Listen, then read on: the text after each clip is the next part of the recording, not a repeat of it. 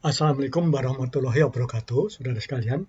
Kita lanjutkan kuliah sistem koordinasi ini dengan topiknya sekarang adalah filtrasi, osmosis, dan transport aktif. Ya.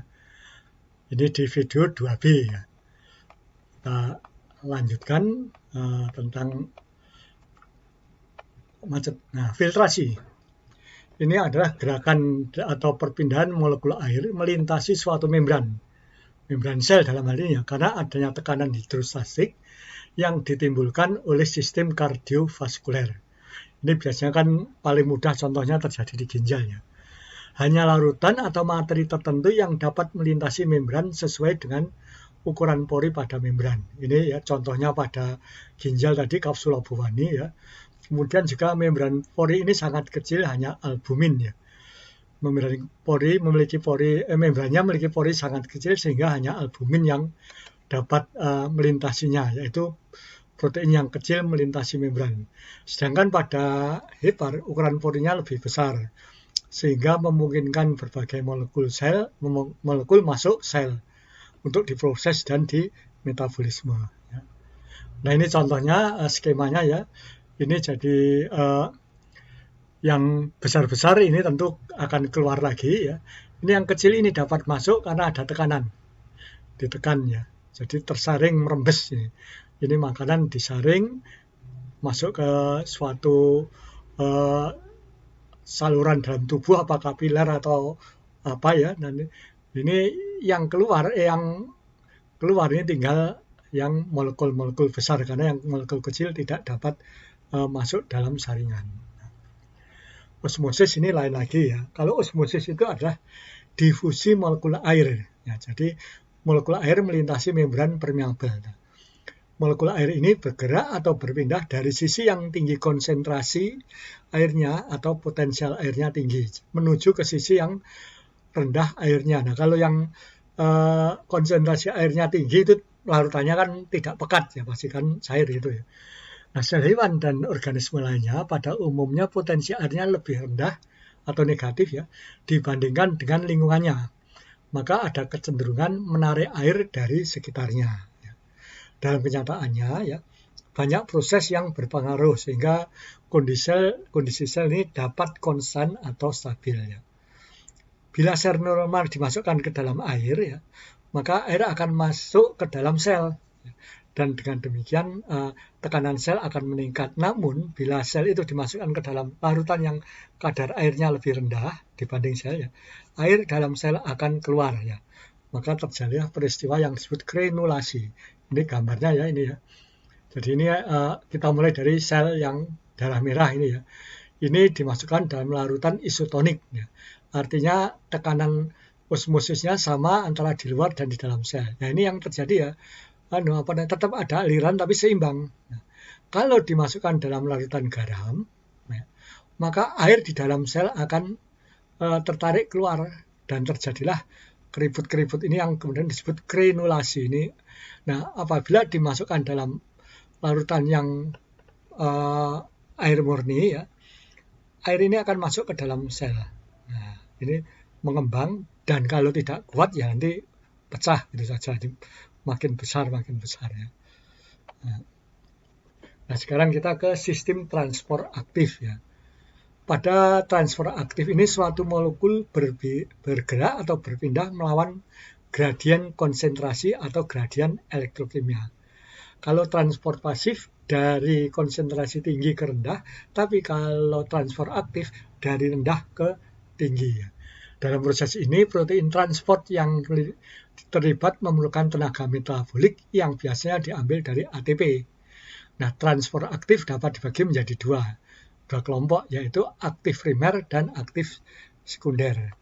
Untuk yang aktif primer, ini molekul yang menyediakan atau menghidrolisis tenaga metabolik tadi juga merupakan molekul yang langsung merupakan molekul transport. Ya, sama jadi ya.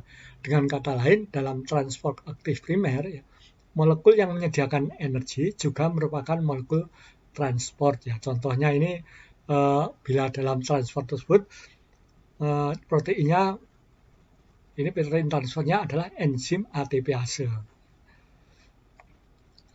Kalau transport aktif sekunder, ya, tenaga yang digunakan berasal dari tenaga yang ditimbulkan oleh adanya gradien elektron. Contoh pada transport aktif sekunder ini adalah mekanisme kotransportnya. Pada proses ini ada suatu molekul yang memiliki gradien elektrokimia. Untuk menghilangkan gradien tersebut, molekul berpindah. Ya. Proses perpindahan ini digunakan juga untuk memindahkan molekul target melawan gradien. Jadi ada molekul konsentrasi tinggi pindah ke konsentrasi rendah, tapi di molekul ini dilekati oleh molekul lain, ikut masuk. Ya. Transfer aktif sekunder ini memerlukan tenaga juga ya. Ada dua molekul yaitu molekul transport yang bergerak sesuai dengan gradien elektrokimia dan molekul target yang bergerak melawan gradien elektrokimia yang ditarget ini. Hidrolisis ini tenaga diperlukan untuk hidrolisis tenaga ya maksudnya ya, diperlukan untuk membangkitkan gradien pada molekul transport. Nah ini contoh protein transporter ya. Ini ada 3, uniporter, symporter, dan antiporter ya. Ini melintasi membran, ini membran selnya yang gelap ini. Nah, ini uniporter bergerak satu arah. Nah, kalau symporter, nah ini ada molekul A, molekul B-nya ikut. Nah, kalau antiporter, molekul A masuk, nah ini yang R keluar. Ya, ini pertukaran, ini terjadi semacam pertukaran ya. Ini proteinnya terintegrasi pada membran sel ya. Uniporter ini ya adalah protein integral yang dalam difusi berfasilitas ya. Dapat merupakan pembawa atau karier protein. Dapat juga berupa saluran atau kanal. Ya, ini. Jadi kanalnya khusus untuk molekul yang besar. Hanya menggunakan tenaga yang ditimbulkan dari adanya perbedaan gradien elektrokimia. Sehingga perpindahan ion atau molekulnya pun mengikuti gradien, tidak melawan gradiennya. Dengan bekerja mengikat molekul atau ion, ia bergerak mengikuti gradien elektrokimia. Ya. Ini lubangnya dapat terbuka atau tertutup ya. Kalau terbuka ya bisa masuk, kalau ditutup ya tidak masuk ya. Nah, rangsangan yang menyebabkan terbukanya saluran uniporter itu bervariasi. Pada dasarnya ada 3, yaitu berupa tekanan elektrokimia, stres atau tekanan fisik, dan adanya suatu ligan atau pengikat molekul. Saluran ion adalah protein yang membentuk pori pada membran sel, yang membantu dan mengontrol perpindahan ion melintasi membran sel, mengikuti gradien elektrokimia. Saluran ion tersusun dari beberapa protein, ya. Terdapat di semua membran sel, membran lipid, lapis 2 itu, baik membran sel maupun membran organela. Nah, subunit protein yang menyusun saluran ion itu, saluran ion ya, itu protein yang membentuk lingkaran atau saluran itu sendiri. Dan protein lain yang disebut subunit alfa. Dan subunit tambahan yang biasanya diberi nama beta, gamma, dan seterusnya. Jadi ada sel ngumpul membentuk lubang ya, atau selnya itu sendiri berpori ya. Nah, jenis saluran ion ya, ini ada saluran yang memfasilitasi masuknya ion berdasarkan muatannya, positif atau negatif ya, kation atau anion ya. Ini pada umumnya ukuran diameter saluran hanya seukuran 2 atau 3 kali ukuran atom natrium. Ion-ion tersebut, natrium atau kalium ya, ion-ion tersebut melewati porus melalui suatu pintu gerbang. Ya. Nanti ada gambarnya. Pintu gerbang tersebut dapat membuka atau menutup karena ada sinyal yang berupa sinyal kimia atau elektronik, suhu atau bagaimana, pokoknya ada sinyal dapat berupa fisik maupun kimia. Nah ini contohnya ya, ini skematik ukuran ion ya, 1, ini adalah protein penyusunnya ya, 2 ini bukaannya ya, ketiga mana 3? Ini 3 ya, 3 filter selektifnya ya. 4 ini diameternya, jadi ini diameter filter ini ya. 5 tempat terjadinya fosforilisasi di sini ya. Dan 6 membran sel. Nah, berikut ini adalah contoh beberapa bahan kimia yang dapat menyebabkan tidak berfungsinya saluran ion. Tetradoktosin ini pada ikan buntel ya. Ini juga pada beberapa brudo ya. Ini sebagai sarana untuk mempertahankan diri. Kalau dimakan, yang makan mati. Saksitoksin ini memblokir saluran natrium yang diatur oleh voltase ya. Diproduksi oleh dinoflagellata pada saat pasang merah itu yang dikenal pasang merah itu ya. Gonotoksin ini pada moluska dari familia Conidae karena itu disebut gonotoksin. Ini untuk memburu mangsanya. Digigit dengan radulanya ya, kemudian mangsanya lemas ya.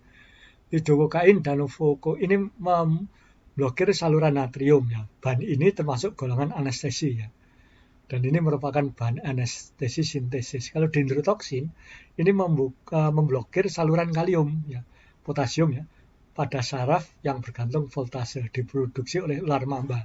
Ular mamba itu sejenis kobra ya. Kalau hidropodotoksin memblokir saluran kalium diproduksi oleh Heteropoda venotata. Ini hewan dari anggota arachnida. Hewan-hewan ini digolongkan hewan beracun. Dengan demikian kita telah menyelesaikan, ini salah tulis ya, ini menyelesaikan mestinya materi dalam sistem koordinasi yang meliputi sistem transport ion, fungsi dan struktur enzim, membran sel, transport baik aktif maupun positif dan osmosis ya. Terima kasih atas perhatian dan kerjasama yang telah saudara sampaikan, saya laksanakan ya. Saya mohon maaf bila ada kekurang nyamanan atau ada perbuatan yang tidak mengenakan bagi saudara ya. Kita akan melanjutkan pada kuliah berikutnya. Sampai jumpa di kuliah yang berikutnya ya. Sekali lagi mohon maaf. Wassalamualaikum warahmatullahi wabarakatuh.